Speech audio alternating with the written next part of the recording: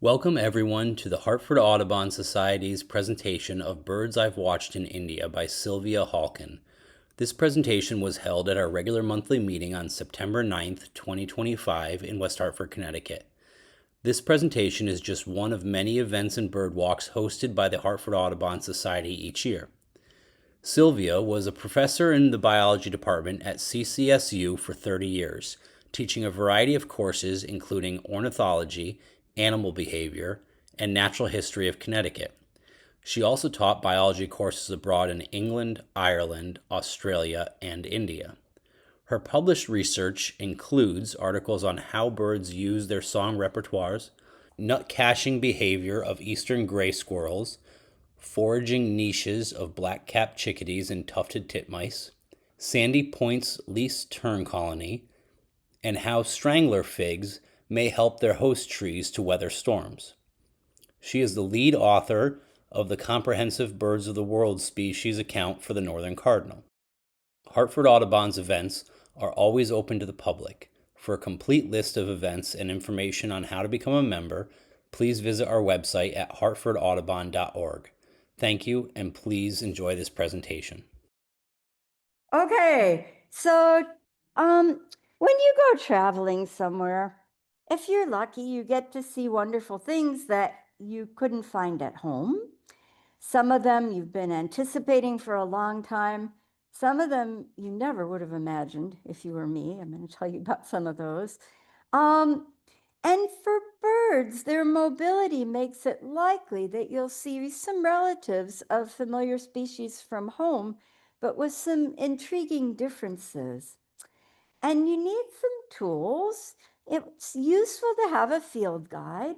And Patrice was just telling me that she loves field guide apps, which somehow I didn't know existed. I'm not sure how I missed that. I remember looking for ebooks of field guides and not being able to find them and thinking, well, that's a silly thing not to have on an ebook. But in any case, there's another way around it. But Merlin, it turns out, has some pretty good tools too. So I'm going to tell you how to, in a pinch, use Merlin bird packs as a field guide, which can help with both visual and sound ID. And I'll tell you some tricks for what you already know about birds may be helpful. And I'll also give you some example of some cultural things that we found out about that I thought were really cool while we were in India. It would have been silly to ignore them. And fortunately, we had guides who were very open to our asking questions about all kinds of things. So there's two birds in these pictures that I'm barely going to talk about, but they're Indian birds. And you probably know what they are already. What are they? You tell me. Yeah, there's a chicken in the lower left. But yes, red jungle fowl are a native Indian species. We saw them in forests in northern India. And they behave a lot like our chickens, and they're pretty beautiful. And what's the other one that probably everybody in this room knows? Yeah, peafowl up in the upper, the whole right. And we also saw them running around in a forest, but they're also kept on, private land as well because they're beautiful there. Anybody know the other three? Yeah. Okay, well, you'll find out about the other two. But yeah. So, India. So the first time I went to India was in June 2018. It was a course abroad trip from CCSU, and I co-led it with Professor Sharath Chakraborty, who initiated the whole thing. He's a chemistry and biochemistry professor. And we went to north central India, where that one is in the top middle of the picture there near New Delhi, and went to a number of towns up there and did different things in different places. I'll tell you about them when I get there. And then we also went over to Darjeeling, which is between Nepal and Bhutan. India has a little finger that sticks up right here. And you've probably heard of Darjeeling. What do they grow in Darjeeling? Yeah, So we went to visit the tea plantations because we were interested in things we could do both biology and chemistry on. And the processing of teas and how it changes the chemicals in the tea was one of the things that we were hoping to investigate. And then we planned another trip for maybe 2 years later, but you all know what happened a couple years after 2018. We were not sending students on course abroad trips. And then after that, there just wasn't so much money around for course abroad trips. So this trip that we had planned to southern India never happened with students. We tried to run it one year, and I think 2 people signed up, and they were neither of them students, but people who wanted to go and see what it looked like in Kerala. And then there's a retirees group from CCSU that gets together and has lunch now and then. And one day we were talking about things we liked doing when we were teaching that we kind of missed. And I mentioned courses abroad and that we had this one, all planned, but we never got to do it. And some of the people there said, well, could you take us? And I said, maybe. Yeah, sure. I'll get in touch with our wonderful guide from last time. And we did, as it turned out. And for that trip, we went to Kerala, which is way southern, southwestern India, really different kinds of habitats. So here's our group from 2018. There were 9 of us. Dr. Chakraborty's right here with the sunglasses on. Most of these were CCSU students, and then my friend Lori came along because Lori likes traveling and is very good company. And we had a blast. There was a mix of grad students and undergrad students. We went up in the mountains in a park called the Nalti. We had a forester that was being our guide. And one of the instruments that we had was a spectrophotometer, which basically knows about chemistry through color. And one of the things that you may have seen plants sometimes do is they may have leaves that are red when they first come out, and then they turn red again when they're dying. How many of you have seen that? And they're green the rest of the time. Yes? Familiar? Look for it. You'll see it soon. You'll see the second part really soon.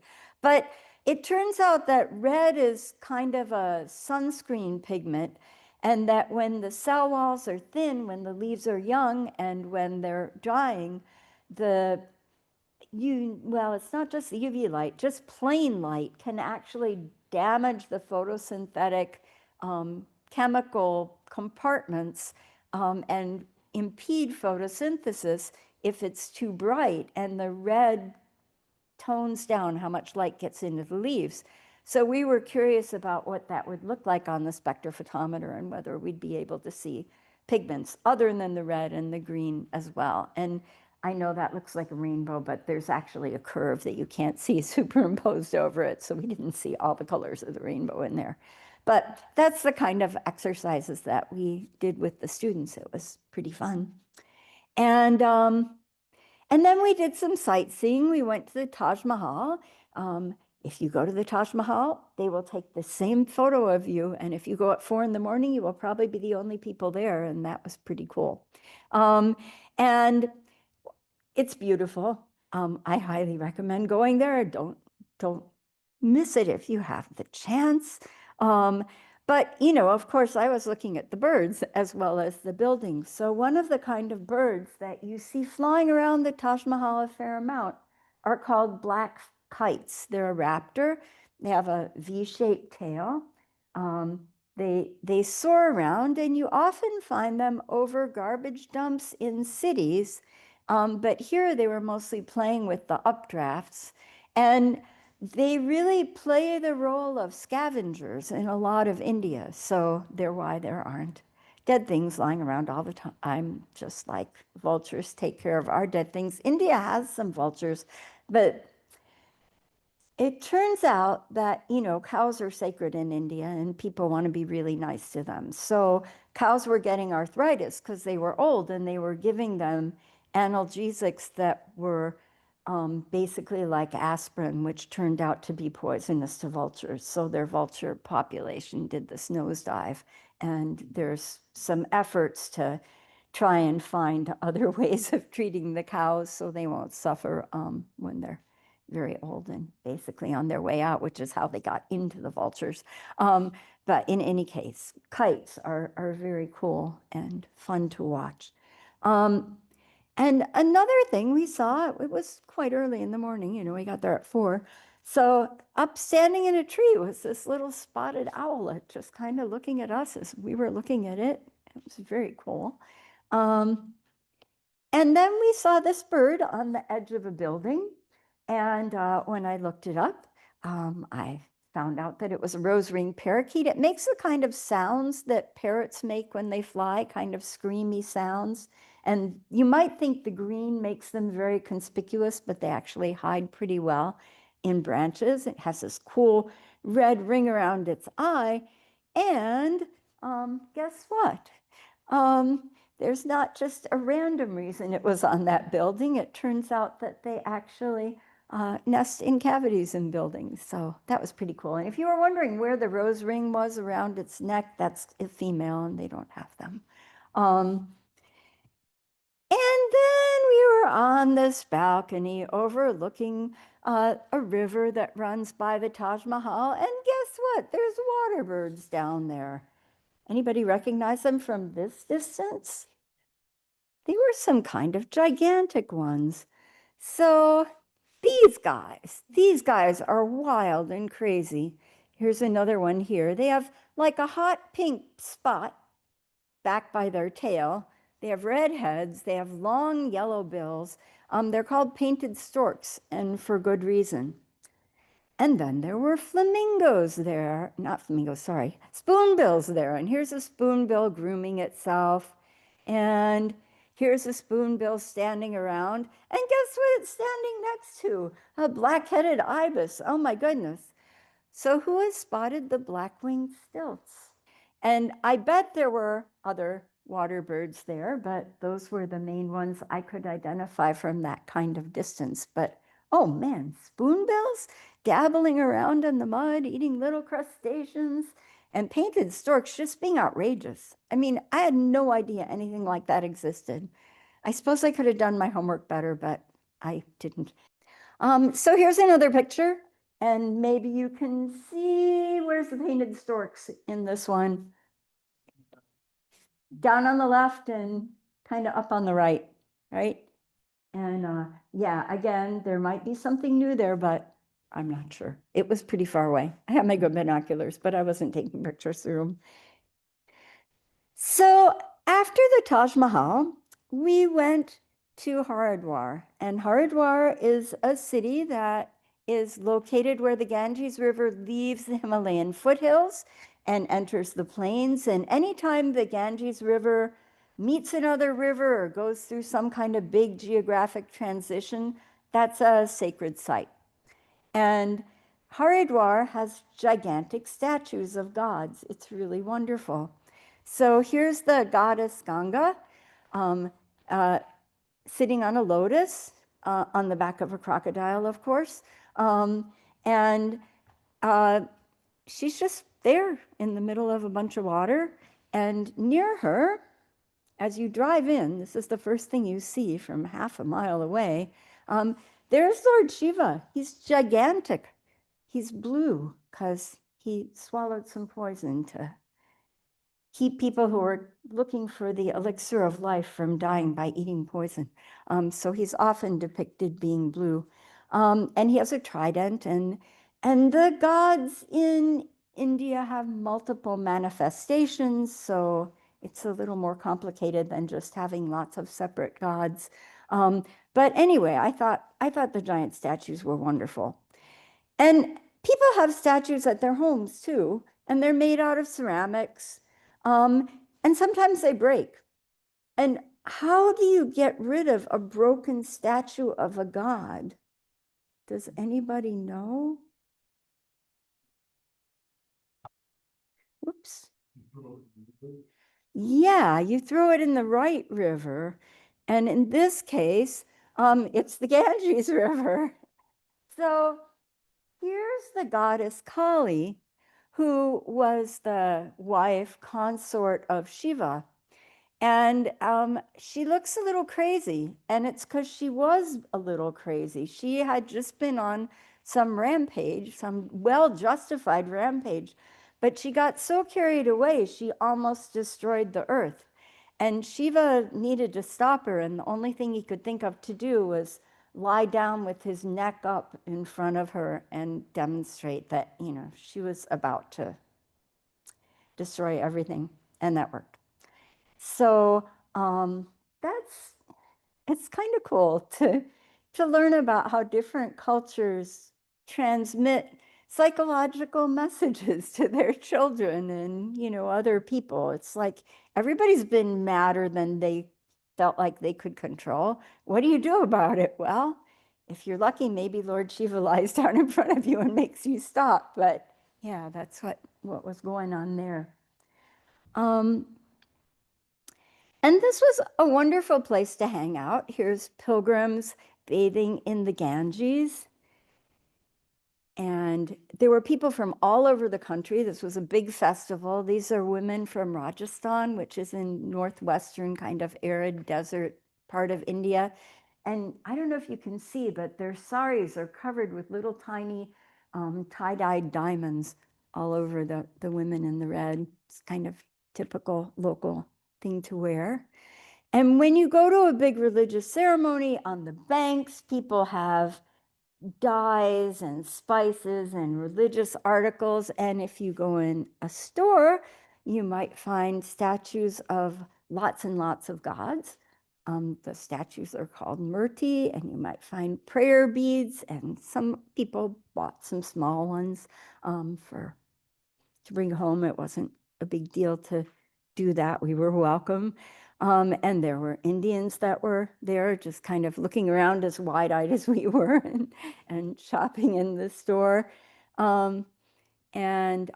Yeah, so that was Haridwar, and Haridwar was really a treat. And I don't know if our brilliant guides scheduled the trip so that we would come in during the ceremony, but it was really quite amazing.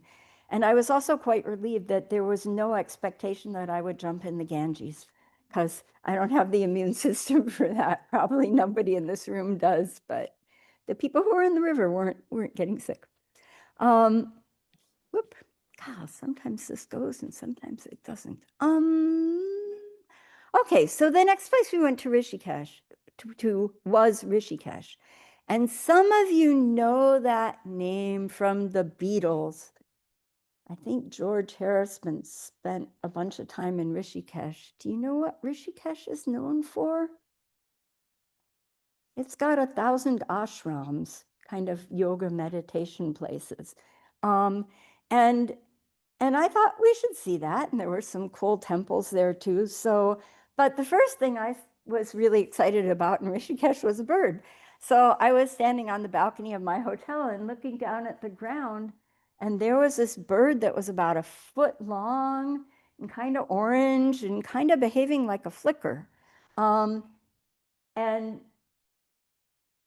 they have a big spotted crest. You can kind of see the spots on here. Otherwise, they're kind of black and white.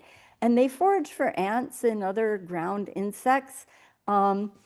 Some of them spend the summer in Europe and the winter in India. Some of them spend the whole year in India. So this one's standing on a rock, and then it was kind of looking at the ground, and then it was kind of pecking at the ground.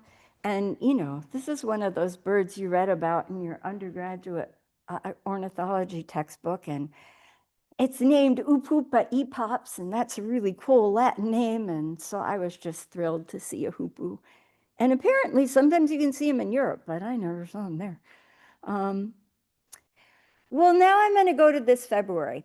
So that was sort of northern India. Oh, no, I'm not. I'm going to go to Darjeeling. You didn't get there yet. Okay, so here's Darjeeling. It's between Nepal and Bhutan. Um, and there are people picking tea there. This is a tea plantation. Those rounded bushes are tea bushes. People pick the top two leaves from each branch individually and put them in the basket on their back and do that thousands of times. And now you know why tea isn't cheap.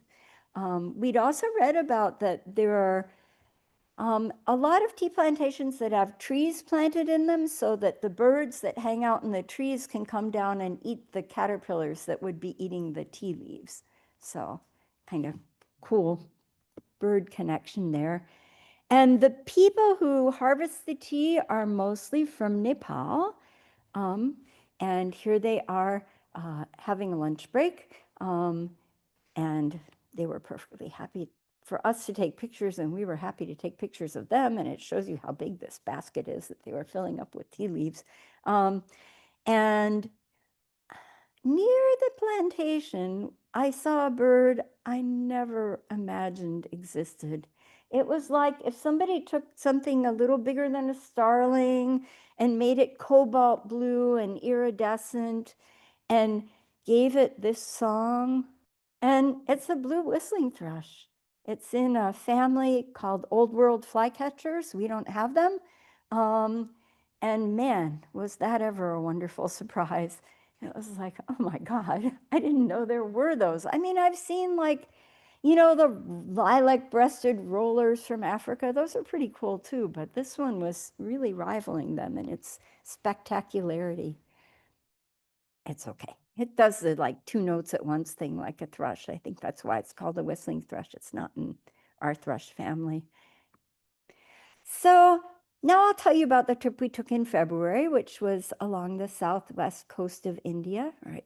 This area, which has, it starts in mountains called the Western Ghats. Ghat, G-H-A-T, is a word for steps, and the mountains kind of step down. And a lot of rivers run out of them, and then there's a lot of canals along the shore. And let's see. How can I go to the next slide here? Maybe I'll do this. Okay, so here's the route we took. We started out in an old Chinese trading port called Kochi. Then we went over to Munnar to tea plantations there, which were rather different from the ones in Darjeeling. Then down to Tekadi, where there was a tiger reserve, where fortunately we did not see tigers. I had no idea of seeing a tiger being a safe or sane thing to do. Apparently, the safest way to look for tigers is on an elephant.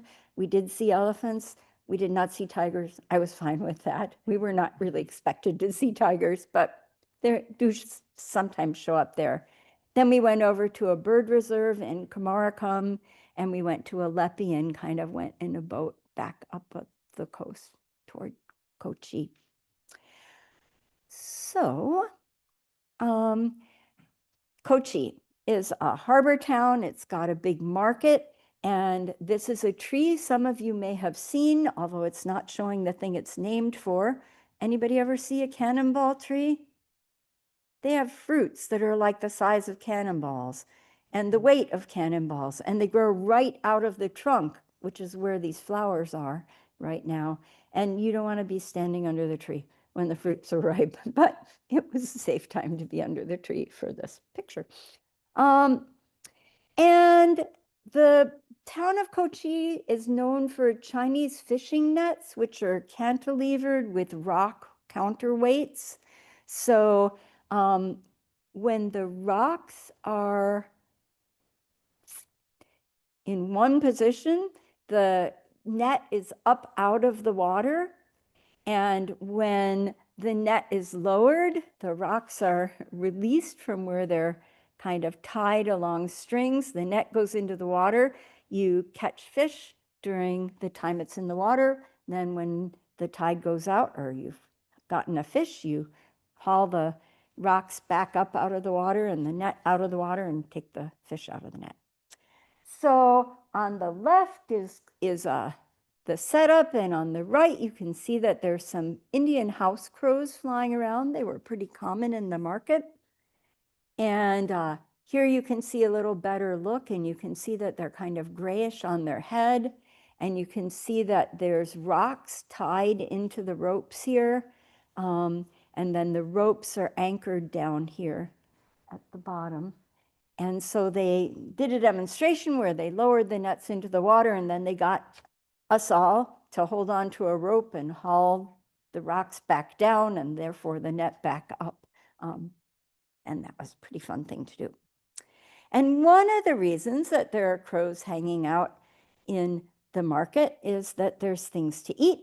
And there are some, God, these beautiful fish. They're like a color blue you wouldn't have imagined.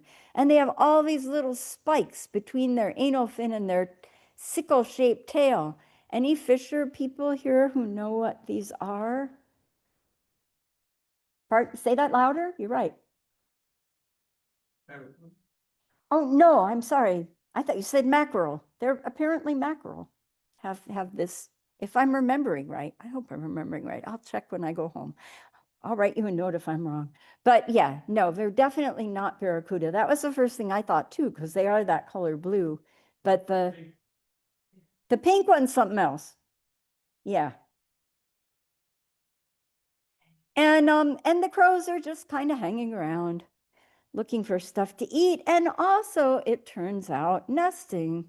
So there was this big legume family tree at the end of the marketplace, and the crows were building big stick nests in the tree. They're sort of colonial up there. And then I found a mystery bird. So we're about to go into the how I used Merlin to figure out what the heck this thing was, part of the talk. So it's about the size of a towhee. It's black on the back. It's got some white by its wings. It was foraging on the ground. It was foraging in vegetation.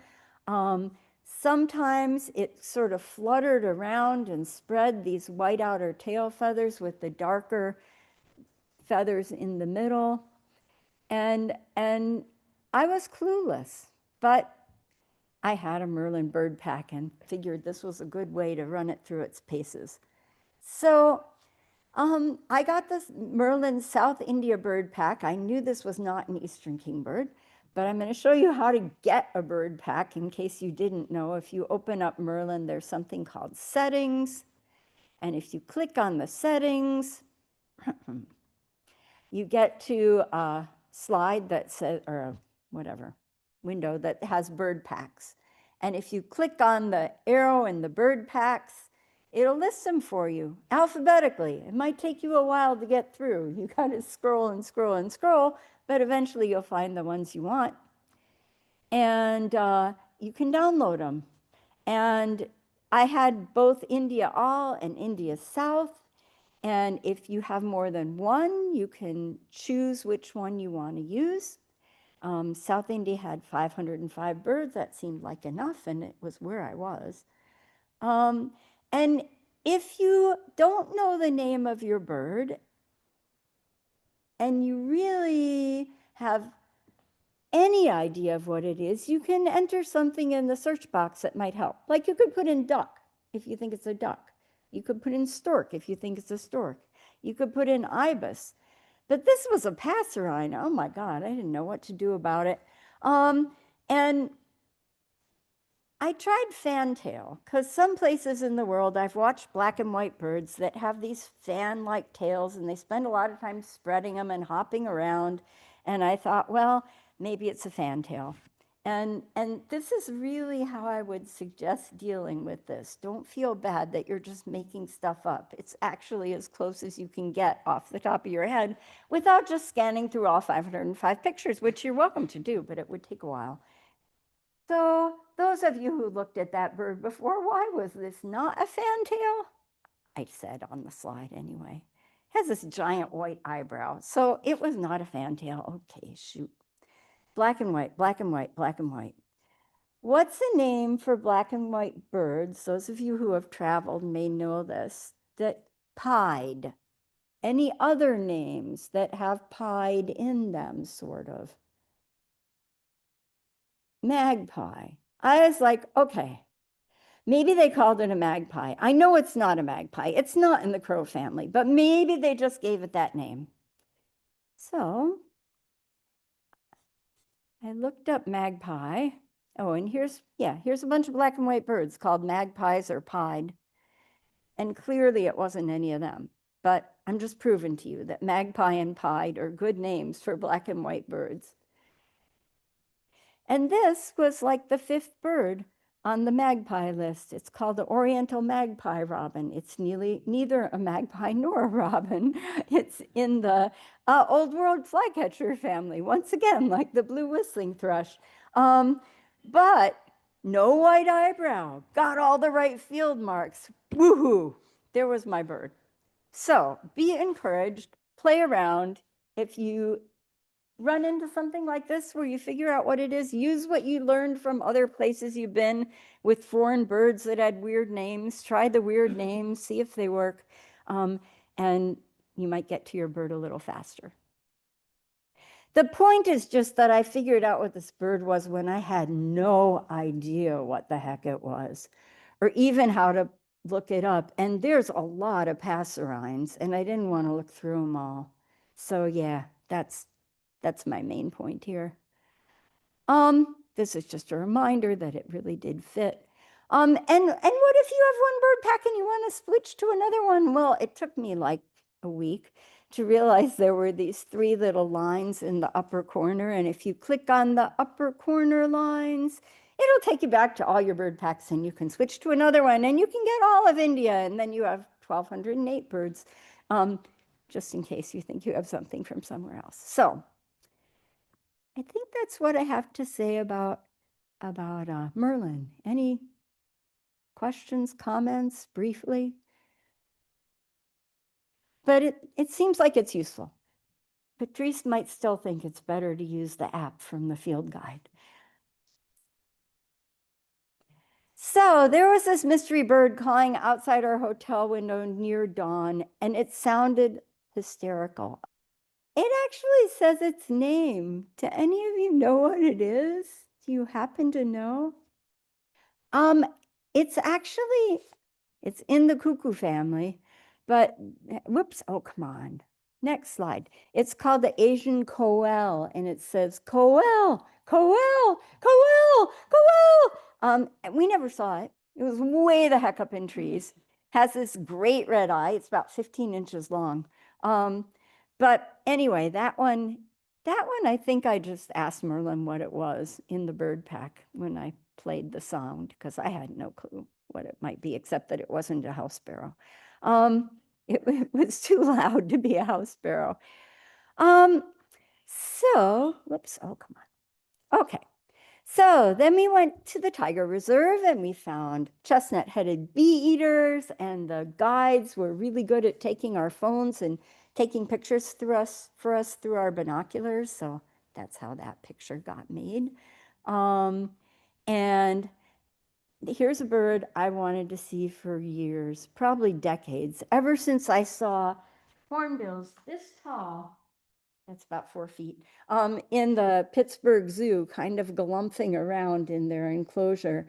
They have these incredible bills with a casque on them, and they kind of use them like toucans use their bills to pick little pieces of fruit and throw them into their mouth. And they're huge. This one's a smallish one. It's only 3 feet long. And it was sitting on a branch in the Elephant and Tiger Reserve and took off at one point so we could really see what it was. And there wasn't much question that it was a hornbill. There wouldn't be anything else that big with that kind of beak. And some of you know the female gets kind of cemented into her nest, and the male feeds her by placing little items in her beak through the mudded up closed entrance to the nest in a tree cavity. They're cool birds. And other than that, that was my big glimpse of a hornbill, but at least I didn't make one up. I think I made one up at the Taj Mahal back in 2018. There was a bird I decided might be a hornbill that flew across the lawn at some point, but it would have been a smaller one than this. And we did see elephants. We saw a herd of 11 elephants with the sambar deer, another digibinocular photo. And then there was the bird sanctuary. So then we went down to by the coast and got in a boat to do a tour. And I bet you all know what this is in the most general way. Yeah, that's a cormorant. So it's just a matter of which cormorant. So piece of cake, just look up cormorant. There aren't that many cormorants. And it had kind of a flat head. So that means it was probably a little cormorant. And here's, I think, the bird that you thought the koel might be. Greater cuckoos are really cool. They're relatives. You can see they got that same red eye, but they have this chestnut wing, and they were kind of, clomping around in the vegetation on the side of the canal. And some of the boats are pretty interesting. And I'm showing you this boat because of this patch of water hyacinth. So there were these birds in the water hyacinth. I'm just going to describe them to you.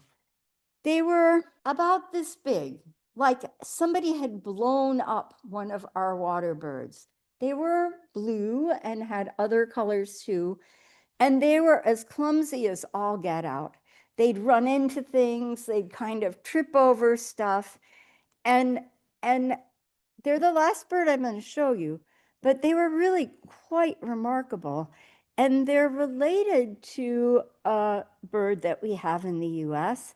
And in fact, the gigantic ones, Allison told me, are now living in Florida. But anybody know what they might be?